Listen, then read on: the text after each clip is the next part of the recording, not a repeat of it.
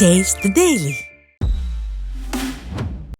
கடலூரில் பல்வேறு இடங்களில் 3 மணி நேரமாக பெய்து வரும் மழையால் ஆங்காங்கே மழைநீர் தேங்கி வாகன ஓட்டிகள் கடும் அவதியடைந்துள்ளனர். திருப்பாதிரி புலியூர் பேருந்து நிலையத்தில் இருந்து செல்லும் சாலை முழுவதும் மழைநீர் தேங்கி குளம் போல் காட்சியளிக்கிறது.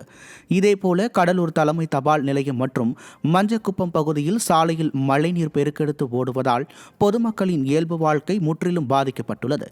திறனற்ற மாடல் அரசு வடிகால் வாய்க்காலை தூர்வாராததால் மழைநீருடன் சேர்ந்து கழிவுநீரும் கலந்து தேங்கி நிற்பதால் துர்நாற்றம் வீசி வருகிறது என மக்கள் குற்றம் சாட்டுகின்றனர்.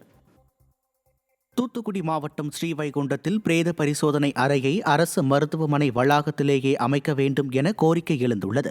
ஸ்ரீவைகுண்டம் தாமிரபரணி கரையோரம் செயல்பட்டு வந்த பிரேத பரிசோதனை அறை கடந்த ஆண்டு மழை வெள்ளத்தால் பெரிதும் சேதமடைந்தது. தற்போது அந்த பிரேத பரிசோதனை அறையை சீரமைக்க 65 லட்சம் ரூபாய் ஒதுக்கீடு செய்யப்பட்டுள்ளது. இதை அறிந்த பொதுமக்கள் ஒவ்வொரு ஆண்டும் மழையால் பாதிக்கப்படும் அந்த பிரேத பரிசோதனை அறையை சீரமைப்பதற்கு பதிலாக அரசு மருத்துவமனை வளாகத்திலேயே புதிய பிரேத பரிசோதனை அறை அமைப்பதே சரியானது என ஸ்டாலின் அரசுக்கு அறிவுறுத்தியுள்ளனர். கடலூரில் வாரிசு துணை முதலமைச்சர் நிகழ்ச்சிக்கு வந்த பொதுமக்கள் ஆபத்தை உணராமல் அந்தரத்தில் தொங்கியபடி வாழைத்தார் உள்ளிட்டவற்றை பறித்துச் சென்றனர். அரசு விழாவையொட்டி தோட்டக்கலைத்துறை சார்பில் சாலையின் இருபுறமும் 100க்கும் மேற்பட்ட வாழை மரங்கள் கட்டப்பட்டிருந்தன. இதேபோன்று நுழைவு வாயில் பழங்கள் மற்றும் காய்கறிகளால் அலங்கரிக்கப்பட்டிருந்தது. இந்த நிலையில் நிகழ்ச்சி முடிந்ததும் நுழைவாயிலில் கட்டப்பட்டிருந்த பலா, இளநீர், சுரைக்காய், வாழைப்பூ, வெள்ளரி, வாழை, அன்னாசிப்பழம் மற்றும் காய்கறி உள்ளிட்ட பொருட்களை முண்டியடித்துக் கொண்டு மக்களும் திமுக எடுத்துச் சென்றனர். ஆபத்தான முறையில் அந்தரத்தில் தொங்கியவர்களை காவல்துறையினர் கண்டுகொள்ளவில்லை என்ற குற்றச்சாட்டு எழுந்துள்ளது.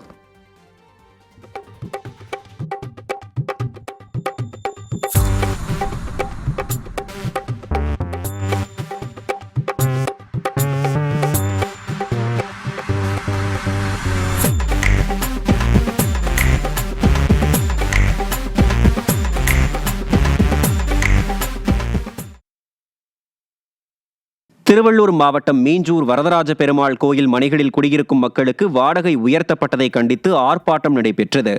வரதராஜ பெருமாள் கோயில் ஆலயங்களுக்கு சொந்தமான நிலத்தில் 3 தலைமுறைகளாக வீடு கட்டி வாடகைக்கு வசித்து வரும் மக்களின் வாடகை உயர்த்தப்பட்டுள்ளது. இதனை கண்டித்து கோயிலுக்கு ஊர்வலமாக சென்ற 100க்கும் மேற்பட்டோர் உயர்த்திய வாடகையை ரத்து செய்ய வேண்டும், தலைமுறையாக இருக்கும் எங்களுக்கு பட்டா வழங்கிட வேண்டும் என்றும் முழக்கங்களை எழுப்பினர். மேலும் தங்கள் கோரிக்கைகள் தொடர்பாக அறநிலையத்துறை அதிகாரிகளிடம் பொதுமக்கள் மனுவும் அளித்தனர்.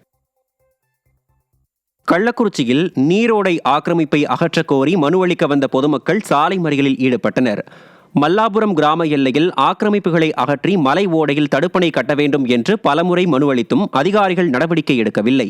இதனால் 2000 ஏக்கர் விவசாய நிலங்களுக்கு நீர்வரத்து இல்லாமல் விவசாயம் செய்ய முடியாத சூழல் நிலவுகிறது. இதுகுறித்து புத்திராம்பட்டு கிராம மக்கள் கள்ளக்குறிச்சி பொதுப்பணித்துறை மற்றும் நீர்வளத்துறை அலுவலகத்திற்கு மனு அளிக்க வந்தனர். அப்போது அங்கு அதிகாரிகள் யாரும் இல்லாததால் சாலை மறியலில் ஈடுபட்டனர். அரசு அலுவலகங்கள் பூட்டி கிடக்கும் அளவுக்கு ஸ்டாலின் ஆட்சியில் நிர்வாகம் சீரழிந்து விட்டதாக பொதுமக்கள் குற்றம் சாட்டினர். கன்னியாகுமரி மாவட்டம் நாகர்கோவிலில் ஆட்சியர் அலுவலகத்தில் மனு கொடுப்பதற்காக மாற்றுத்திறனாளி மூதாட்டி ஒருவர் ஊர்ந்து வந்த காட்சி பலரையும் கண்கள. 3 ஆண்டுகளாக பலமுறை மனு அளித்த நிலையில் அதிகாரிகள் எந்த நடவடிக்கையும் எடுக்கவில்லை என தெரிகிறது.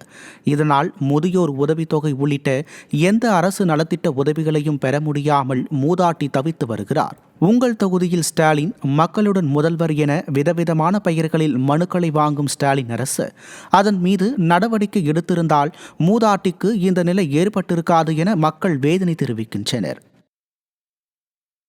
கிருஷ்ணகிரி மாவட்டம் ஊத்தங்கரை அருகே ஊருக்கு நடுவே உள்ள பழுதடைந்த மின்கம்பத்தை மாற்ற அப்பகுதி மக்கள் கோரிக்கை விடுத்துள்ளனர். கல்லாவி ஊராட்சிக்குட்பட்ட பெருமாள் நாயக்கன்பட்டி கிராமத்தில் உள்ள மின்கம்பம் அப்பகுதி முழுவதுமாக பழுதடைந்து கம்பிகள் வெளியே தெரியும் அளவிற்கு சிதிலமடைந்துள்ளது. இதனை மாற்றக் கோரி பலமுறை புகார் அளிக்கப்பட்டும் திறனற்ற மாடல் அரசின் மின்வாரிய அதிகாரிகள் மின்கம்பத்தை மாற்றாததால் மக்கள் கடும் அச்சத்திற்கு உள்ளாகியுள்ளனர். விபத்து ஏற்படும் முன் மின்சார வாரிய அதிகாரிகள் உடனடியாக கம்பத்தை மாற்ற கோரிக்கை விடுத்துள்ளனர்.